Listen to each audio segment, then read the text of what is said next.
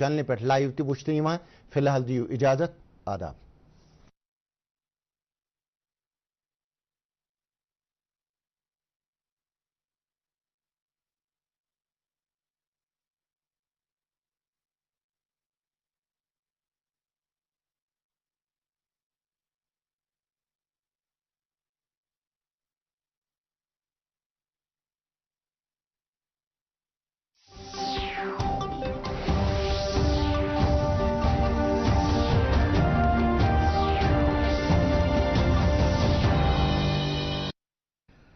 ناظرین آداب، خبروں کا بلیٹن لے کر عارف حسین قادری حاضر ہے۔ پہلے ایک نظر آج کی سرخیوں پر۔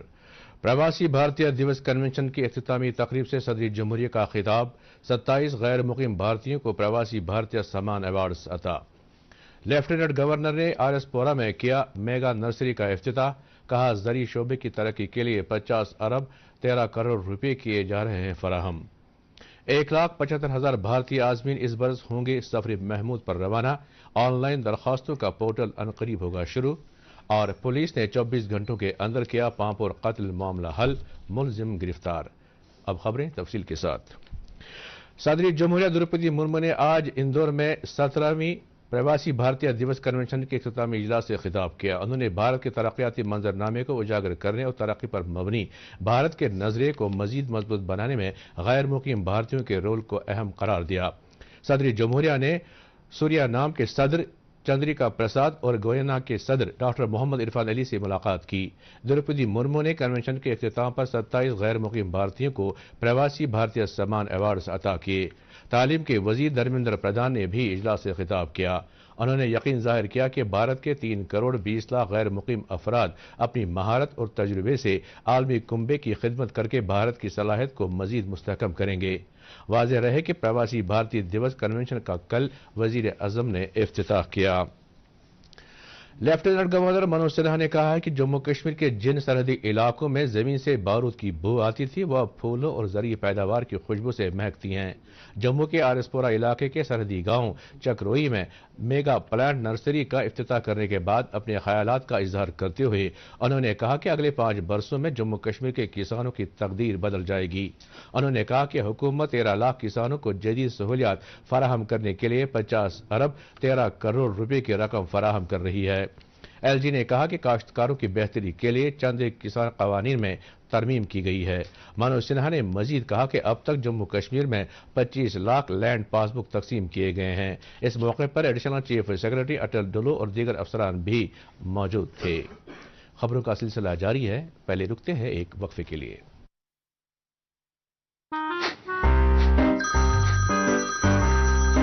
KYC اپڈیٹ کرنا ہے، نہیں تو اکاؤنٹ اور ATM کارڈ بلاک ہو جائے گا۔ ہوشیار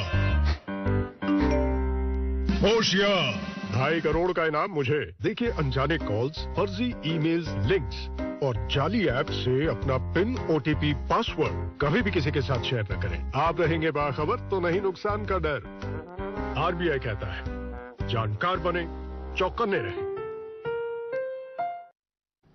خبروں میں آپ کا پھر سے خیر مقدم ہے۔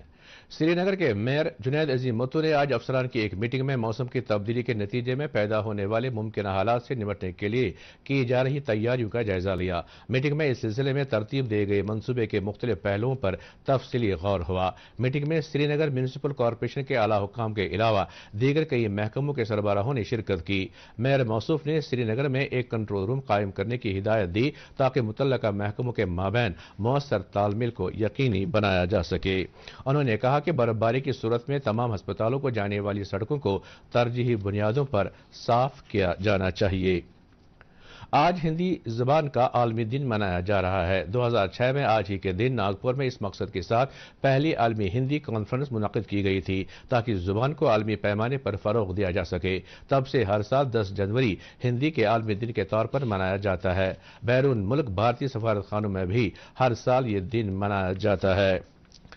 مرحوم رحمان راہی کو خراج عقیدت ادا کرنے اور ان کی ادبی خدمات کو یاد کرتے ہوئے آج جموں میں کلچرل اکیڈمی کے اہتمام سے ایک تعزیتی نشست منعقد ہوئی، جس کی صدارت معروف ادیب پروفیسر محمد زماں آزردہ نے کی۔ اس نشست میں ادیبوں، قلمکاروں اور دانشوروں کی ایک بڑی تعداد نے شرکت کی۔ اپنے خطاب میں اکیڈمی کے سیکرٹری نے رحمان راہی کے انتقال کو ادب اور زبان کے لیے ایک بڑا نقصان قرار دیا۔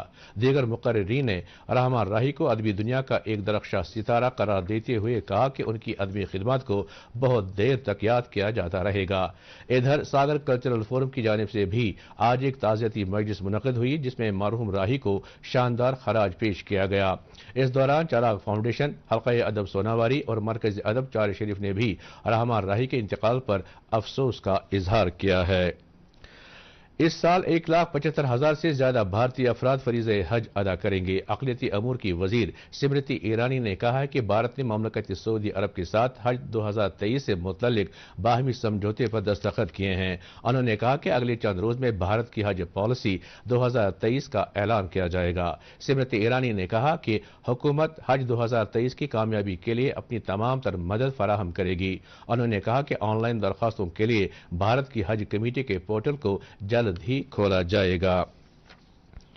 زرعی یونیورسٹی کشمیر کے ڈائریکٹوریٹ آف ایکسٹینشن کے اہتمام سے آج ایک پروگرام منعقد ہوا، جس دوران یونیورسٹی میں دیہی نوجوانوں کے لیے 3 سکل ڈیولپمنٹ پروگرام کا آغاز کیا گیا۔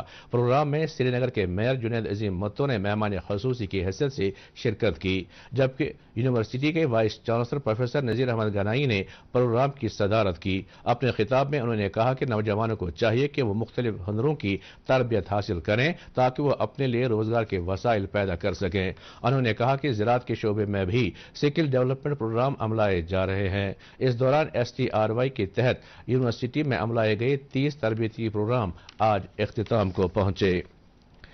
دیہی ترقی محکمہ کے ڈائریکٹر خالد مجید نے آج کپواڑہ میں افسروں کی ایک میٹنگ کی صدارت کرتے ہوئے ضلع میں محکمہ کی کارکردگی اور مختلف اسکیموں کی عمل آوری کا جائزہ لیا۔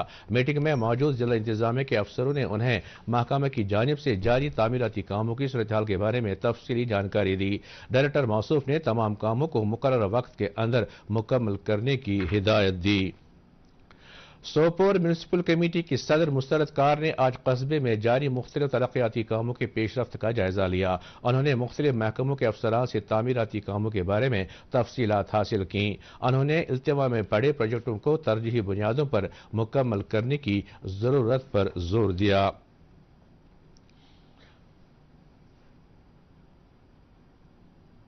نیشنل کانفرنس کے نائب صدر عمر عبداللہ نے کہا ہے کہ جموں کشمیر کے عوام سخت ترین حالات سے گزر رہے ہیں۔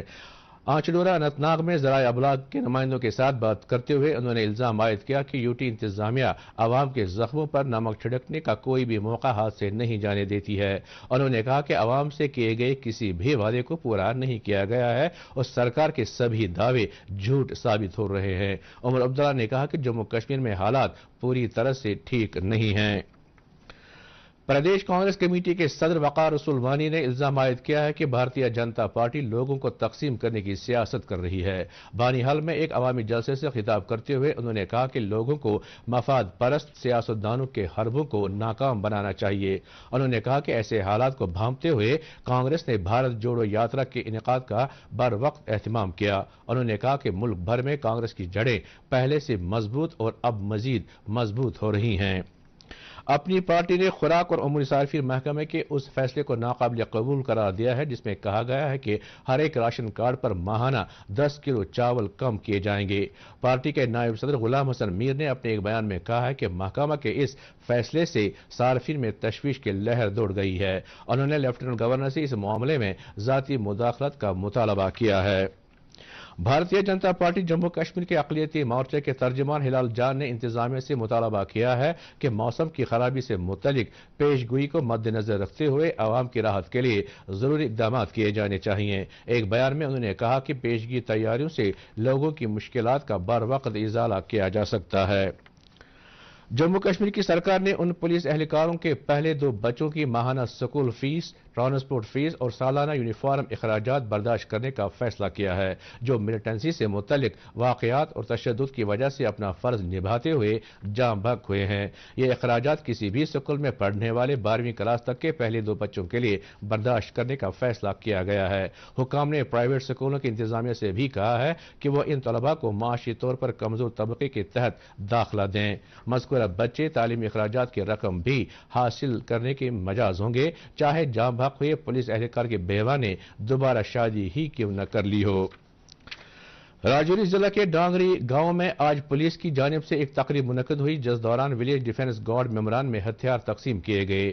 آج کی تقریب میں 100 ممبران کو SLR بندوقیں فراہم کی گئیں۔ ان میں سے 40 افراد سابق فوجی ہیں۔ یہ قدم ڈانگری میں پیش آئے حالیہ واقعہ کے بعد اٹھایا گیا ہے۔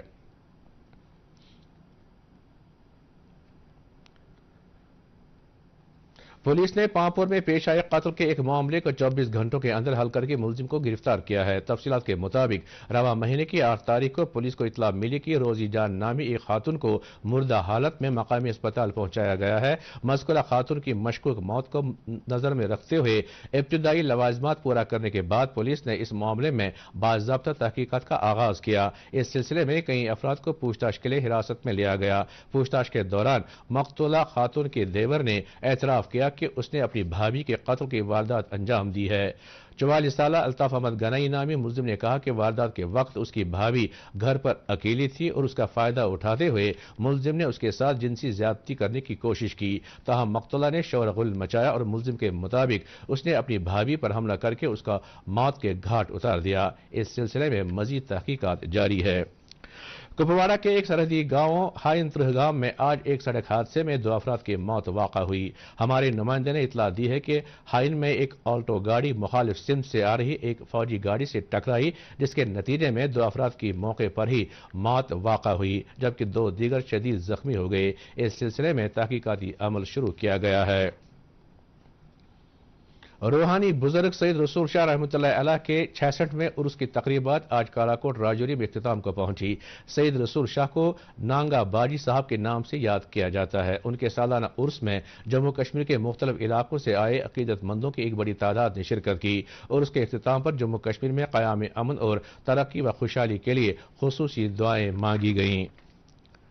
وادی کے ایک معروف سماجی کارکن حاجی نقی علی خواجہ انتقال کر گئے ہیں۔ ان کے انتقال پر کئی سماجی، مذہبی اور سیاسی انجمنوں نے دکھ کا اظہار کرتے ہوئے ان کے لواحقین کے ساتھ ہمدردی ظاہر کی ہے۔ مرحوم کی فاتح خوانی 13 جنوری بروز جمعہ دیور پری ہسپورہ کے امام باڑہ میں انجام دی جائے گی۔ وادی میں کل سے مطلع ابر آلود بنا ہوا ہے۔ ادھر محکمہ موسمیات نے پیش گوئی کی ہے کہ کل بعد دوپہر وادی میں موسم تبدیل ہوگا۔ محکمہ کے انچارج ڈائریکٹر ڈاکٹر مختار احمد نے دوردرشن نیوز کو بتایا کہ کل دوپہر کے بعد مغربی ہوائیں جموں کشمیر میں داخل ہوں گی، جس کے نتیجے میں وادی کے میدانی علاقوں میں بارش یا ہلکی برف باری ہونے کا امکان ہے، جبکہ بالائی علاقوں میں درمیانہ درجے کی برف باری ہو سکتی ہے۔ انہوں نے کہا کہ یہ صورتحال 13 جنوری تک برقرار رہے گی، جس کے بعد 18 جنوری تک موسم خشک رہنے کی توقع ہے۔ ویسٹرن ڈسٹربنس پھر سے اپروچ کر رہا ہے جموں کشمیر کے اندر، اور 11 آفٹرنون سے ہی جو اس کا امپیکٹ دیکھنے کو ملے گا ہائر ریجز میں، اور ہلکی سے لے کے درمیانہ درجے کی برف باری خاص کر میدانی علاقوں میں بھی، اور مڈل اور لوور ریجز میں بھی، اور ہائر ریجز میں درمیانہ درجے کی برف باری اور کچھ ایک جگہوں پہ ہیوی سنو فال کے بھی چانسز ہیں۔ اور اس کے بعد جو ہے موسم کلاؤڈی رہنے کے چانسز ہیں 13 دوپہر تک، اور لگ بھگ 18 شام تک جو ہے موسم عموماً ڈرائی رہنے کے چانسز ہیں، خاص کر 13 آفٹرنون کے بعد، لیٹ آفٹرنون کے بعد۔ ادھر سری نگر میں آج دن کا زیادہ سے زیادہ درجہ حرارت 7.2 ڈگری سیلسیس ریکارڈ کیا گیا، جبکہ کل رات کا کم سے کم درجہ حرارت 1.8 ڈگری سیلسیس ریکارڈ کیا گیا۔ ادھر جموں میں آج دن کا زیادہ سے زیادہ درجہ حرارت 14 ڈگری سیلسیس، جبکہ کل رات کا کم سے کم درجہ حرارت 6.6 ڈگری سیلسیس ریکارڈ کیا گیا۔ اس کے ساتھ ہی خبروں کا یہ بلٹن ختم ہوا چاہتا ہے۔ مزید خبروں کی تفصیل جاننے کے لیے آپ ہمارے ٹویٹر ہینڈل اور Facebook page @DD News Srinagar پر لاگ ان کر سکتے ہیں۔ اس کے علاوہ یہ خبریں یوٹیوب پر بھی دستیاب ہیں۔ اس وقت آپ سے اجازت چاہیں گے۔ خدا حافظ۔